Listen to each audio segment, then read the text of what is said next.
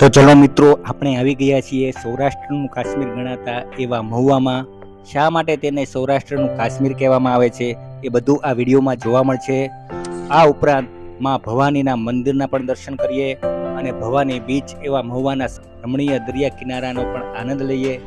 તો આ ભવાની માતાના મંદિરને શ્રી કૃષ્ણ ભગવાનની કથા સાથે કેમ જોડાયેલું છે એ પણ આપણે આ વિડીયોમાં જોવાના છીએ. તો જોડાયેલા રહો આ વિડીયોમાં.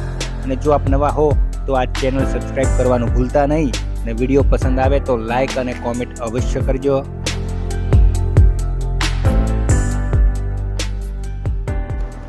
જો આ ફૂલને આપ ઓળખી ગયા છો તો જણાવજો કોમેન્ટમાં કે આ કયા ફૂલ છે.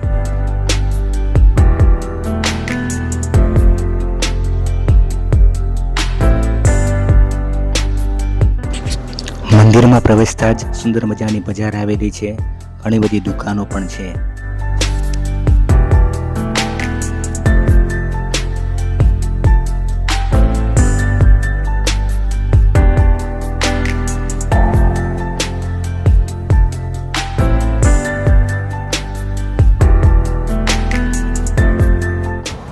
આ મહુવાનું ભવાની મંદિર એક ઇતિહાસ સાથે સંકળાયેલું છે.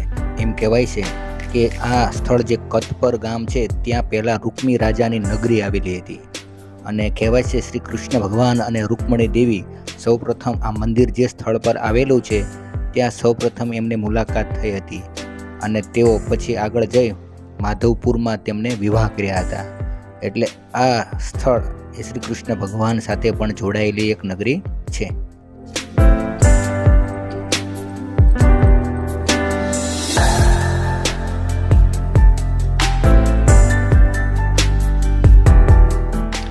આ ભવાની માતાનું મંદિર શ્રદ્ધા અને આસ્થાનું કેન્દ્ર બન્યું છે. લાખો ભક્તો અહીંયા દર્શન કરવા માટે આવે છે. શ્રદ્ધાથી પોતાનું મસ્તક માતાજી આગળ ઝુકાવે છે. અહીંયા મંદિરમાં જ શિવલિંગ પણ આવેલું છે. ત્યાં પણ લોકો શ્રદ્ધાથી પૂજા કરે છે. અને ઝળહળતી અખંડ જ્યોતના દર્શન પણ આ મંદિરમાં લોકો ખૂબ જ શ્રદ્ધાથી કરે છે.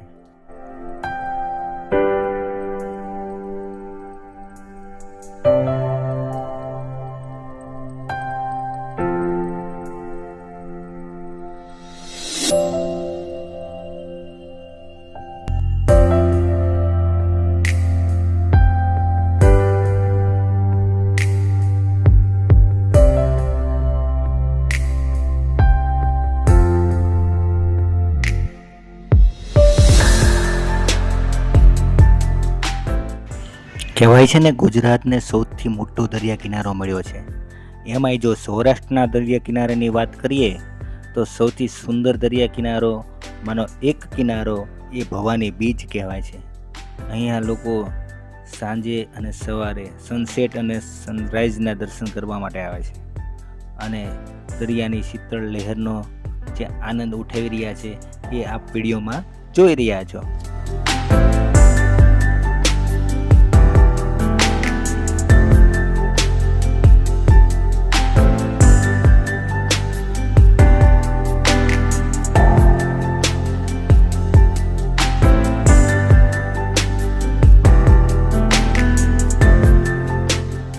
મહુવા એક સમયે બંદર ગણાતો હતો. એટલે એના દરિયા કિનારે તમને દીવાદાંડી પણ જોવા મળશે અને પવનચક્કી તો અનેક જોવા મળશે.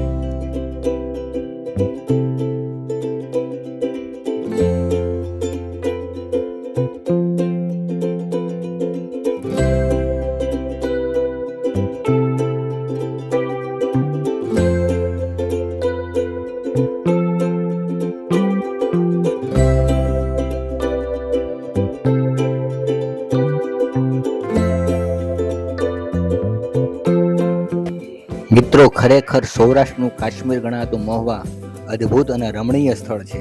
અહીંનો જે બીચ છે એ હૃદયને સ્પર્શી જાય એવો આહલાદક અને આનંદમય છે. અને જો તમને આ વિડીયો પસંદ આવ્યો હોય તો આ વિડીયોને એક લાઈક આપી દેજો અને આ ચેનલને સબસ્ક્રાઈબ કરવાનું ભૂલતા નહીં. તો આવજો.